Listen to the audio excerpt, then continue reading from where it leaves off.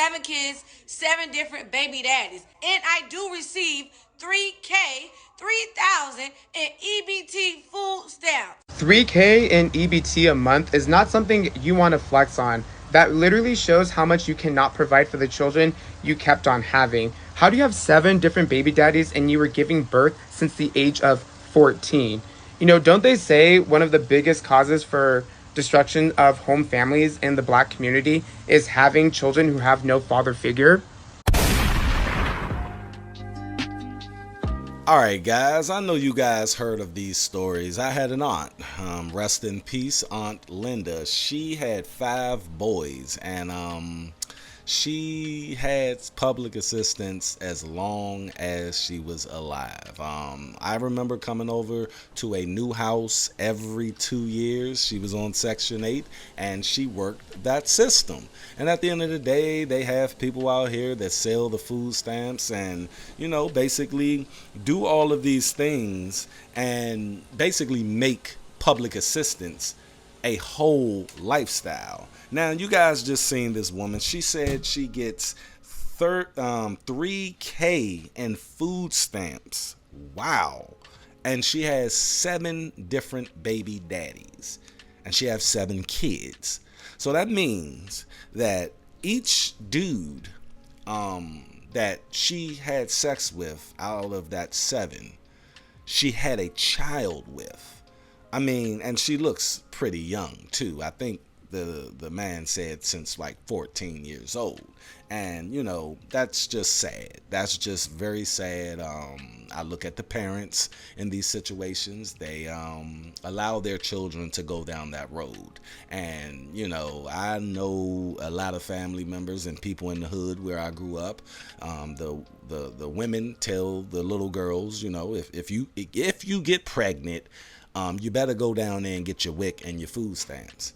They don't start it off like, I don't need you getting pregnant. Don't get pregnant. We're not going to play that game. Put your children in activities. Make them busy, you see? Because I'm going to tell you, when children get bored, they start fucking. That's all I'm going to say on that. But the question today is, should there be a cutoff on government assistance? I think government assistance is a good thing. A lot of people make mistakes and a lot of people need help. But the thing is about this help, it should be a stepping stone to, evolving into a great citizen of society. And I came up with a plan probably a couple of years ago. And I'm going to tell you guys my plan. If you come to the government with a child, you get 3 years. You get 3 years. And we will provide you, which government doesn't provide this, but this is my plan. We will provide you with job placement and job training. But you have to make these appointments. We will also offer you therapy. Because in our community, it's a lot of mental health issues and, things that we go through, trauma growing up. And, even having a baby at 14, 15, 16 years old, that can be pretty, hard and the overwhelmingness of the situation can bear down on a young woman. And, yes, you get therapy. And you also will get parenting classes to where you know how to swaddle a child, a little baby. You know how to feed, breastfeed. You know all of these essential things that you're going to need to take care of this child that you had on accident or, you just made a dumb decision. The thing is, you have these 3 years to do all of these things. And if you decide to have another child during these 3 years, you're cut off. You're done. And we're going to take your child because we don't want that child growing up in the same conditions to repeat the same cycle. You see? The thing is, if you're coming to the government for help, if you come into anybody for help, you need to have a plan. and you don't need to have multiple children. See, the way the government does now is they want to hinder our community. They want to make us destitute.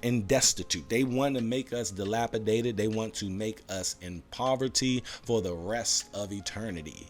That's their goal. The thing is, man, you got public assistance out here, and they just continue to make these babies, and they continue to give you more and more for each child. That is backwards. So you're telling me if I come in the situation with a child already, and you're giving me $500 for said child in food stamps, the next year I come with another baby, you're telling me you give me another $500. So that's rewarding bad behavior. That's why these women are out here doing it. That's why my aunt can do it for all of those years. You see? It's not helping you, it's hindering you. And they placate you by saying, oh, it's not her fault. It's her body, her choice. Oh, she just didn't know. Oh, she's in the hood. Oh, she just don't know any better. And that right there is making them the victim. I'm sorry if it sounds a little harsh, but at the end of the day, it shouldn't sound harsh. It's nothing but logic here. I do think it should be a cutoff. It should be. The more children you have, the less you will receive. But today, the more children you have, the more you receive. I have to get up every day and go to work. I have to pay taxes. I have 3 children. You see, I just got a divorce last year. Money a little tight. But at the end of the day, I have to do this. No one is taking care of me. No one has a safety net for me.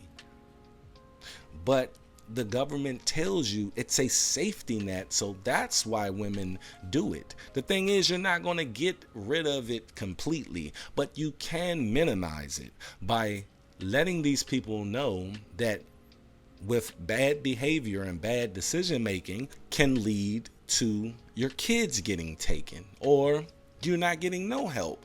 That will deter majority of these women from continuing this lifestyle of just government assistance. I feel that after 3 years and you get another baby, it's cut off. But Dutch, what about if they don't have any more kids?